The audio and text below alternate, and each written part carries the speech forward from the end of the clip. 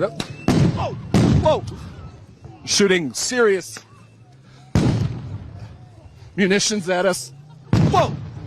The more Donald Trump speaks like this, the more angry the American people will be. Trump was just asked what his message is for Renee Nicole Goode's father, and he gave an incredibly callous, disgusting answer. Trump continues to embolden ICE, and then ICE continues to escalate the situation, not only nationwide, but mainly in Minneapolis, Minnesota, where over 3,000 plus federal agents have been surged into the epicenter in Operation Metro Surge. That is what they are calling it. Donald Trump is callously approaching the situation in an intentional manner so he can continue to escalate despite Jonathan Ross seeing no sort of investigation into him yet. There was a billboard truck driving around Minneapolis that said, "Arrest in charge Jonathan Ross." In Minneapolis, Minnesota, Maple Grove high school students walked out as 10,000 plus people gathered. People are angry, and I really don't think they would be this angry if the administration was just transparent off of the bat. But this administration is enacting the largest cover-up,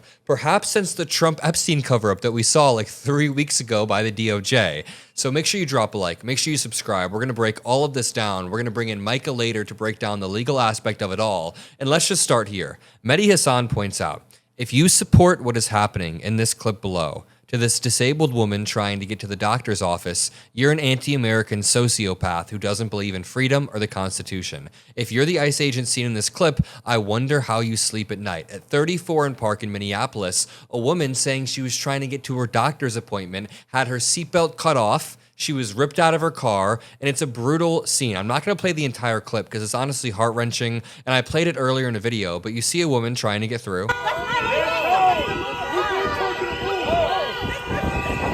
There's a lot of whistling and noises. It's honestly not pleasant to the ears. But as she begins to move, after they tell her to move, they pull her out of her car.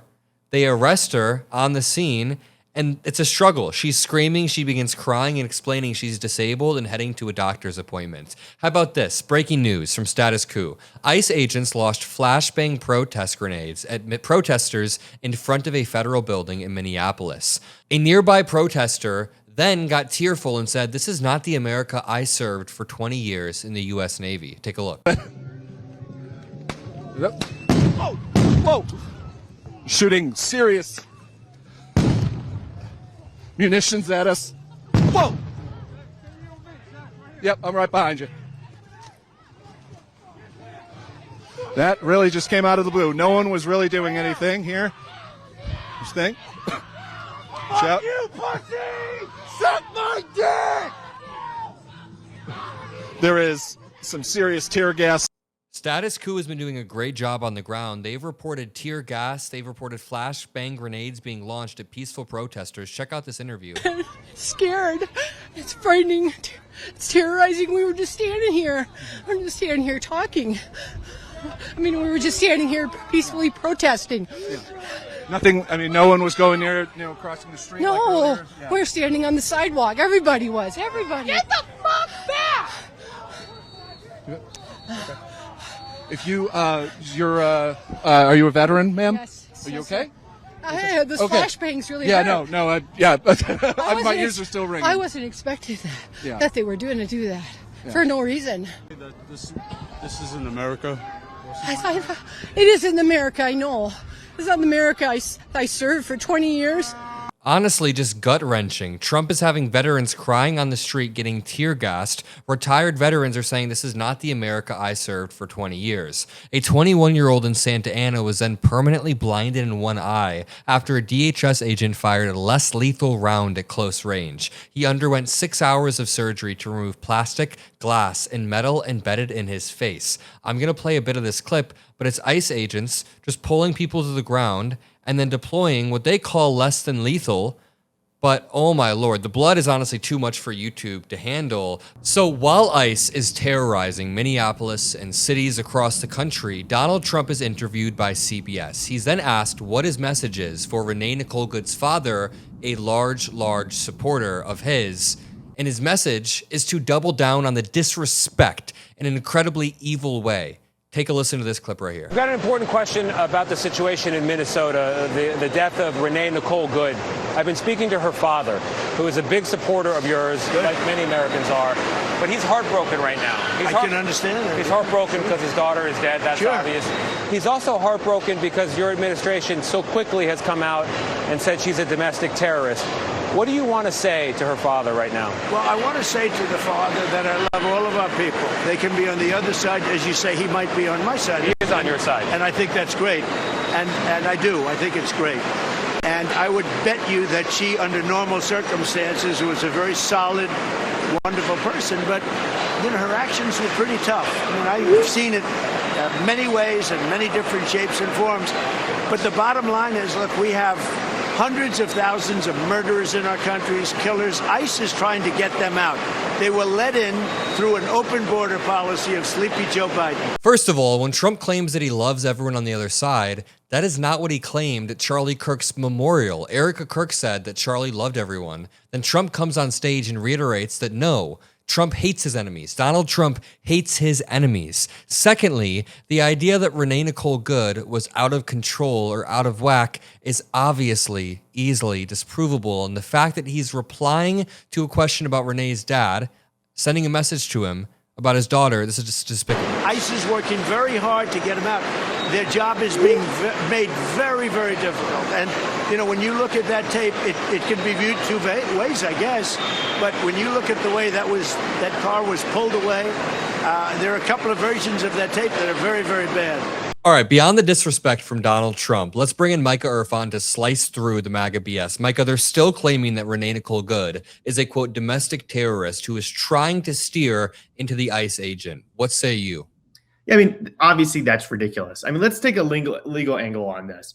In order for a self-defense claim to work for the ICE agent, they must argue that it was reasonable for the ICE agent to believe that she was going to use lethal force against him, that the car was going to hit him and it was going to be lethal, or it was going to be a serious, really serious injury that the ICE agent was going to face. No reasonable person in that ICE agent's position could think that. That ICE agent literally saw her turning her wheel. That ICE agent saw her backing up. Even if she was driving straight into the ICE agent, she was point blank range, driving at like 10 miles per hour. There's simply no way that would come with a grave injury, specifically with the ICE agent located where he was. He was just to the side of the front of the vehicle. And then by the time there was any sort of potential contact, he was on the side of the vehicle. There was multiple bullets shot. One was through just the very side of the front windshield and the others through the side window. So there's simply no argument that the ICE agent was acting in self-defense. And also, Adam, I want to take down this idea that Vance pushed that ICE agents have immunity. JD Vance is supposed to be a lawyer that went to Yale, and I can't really tell whether he either didn't pay attention in his classes or he's intentionally lying, because this notion that ICE officers have absolute immunity would mean basically that ICE officers can do whatever they want and never be dragged into court. That's not true. There's a Supreme Court case called Drury where they established very clearly that law enforcement officers do not have absolute immunity. They can be dragged into court if there is a reasonable question. There's a reasonable question about whether the facts would make what they did a crime. The reality is there's a two-step analysis that's applied to ICE agents. First, we determine whether they were acting within their duties as an ICE officer, and then we look to see if what they did was actually reasonable given the circumstances. I think that if you apply that analysis in this case, you see that this ICE agent would be successfully prosecuted for murder, and I believe that's what he committed. Yeah, I mean, as we say, every time I want to run somebody over, the first thing I do is reverse my car, stop, spin my wheel, and then try to drive in the opposite direction. It's very, very clear, but MAGA is going to continue to spin and interpret this. I mean, hours after it happened, like we just had video footage. Donald Trump says that this officer is lucky to be alive and he's in the hospital. Do you think that if the administration hadn't lied about this and had allowed a proper and fair investigation, people wouldn't be so inflamed? Because I feel like it's cyclical. The Trump administration covers it more up, covers it up more, and people are like, what the hell? And they protest more. Yeah, I mean, they're upset that people are protesting ICE, but the reality is this is the monster that they created, okay? They pushed an ICE policy of basically employing a bunch of untrained people, giving them guns, putting them on the streets. And we have quotes from ICE agents on the backside from journalists, where they said, we just want to put as many people with guns on the street as possible. And that's been their policy, putting untrained people with weapons on our streets. Of course, it's making it more dangerous for us. Then when those untrained people brutalize folks, many of them come from, very aggressive backgrounds, they're totally unvetted. When they brutalize folks, instead of actually taking a second to pretend like they care about Americans, instead of taking a moment to investigate and try to appear impartial, what they end up doing is they instantly make up a lie to defend the murder. And that's what they did in the case of Renee Goode. They put out this statement instantly from Kristi Noem that the ICE officers were stuck in the snow and she rammed them. Like, that's not what happened in the video at all. So of course people are going to be on the streets, because we have an administration that not only is okay with brutality, but actively supports it. Yep. And we've seen video after video after video. Imagine if we didn't have these iPhones out for transparency all of the time. We would just have to go with the narrative that DHS and Trump goes with. But we know that ICE is cracking the ribs of 79-year-olds, throwing U.S. citizens to the ground, tackling people for simply recording them, which is their constitutional rights. And over the past few decades since ICE was since its inception, there have been over 2,000 cases of alleged sexual assault coming from ICE. So under J.D. Vance's theory, that absolute immunity means they couldn't be investigated, they couldn't be prosecuted, that ICE can do whatever the hell that they want. That's not American. That is fundamentally un-American. And that is why you see patriots like the woman I showed you earlier on in the video on the streets protesting, having their First Amendment right heard. Thank you, Mica. If you want more Mica Mocklers, make sure you drop a like, subscribe. I'll see you all in the next one. Peace out. Thanks.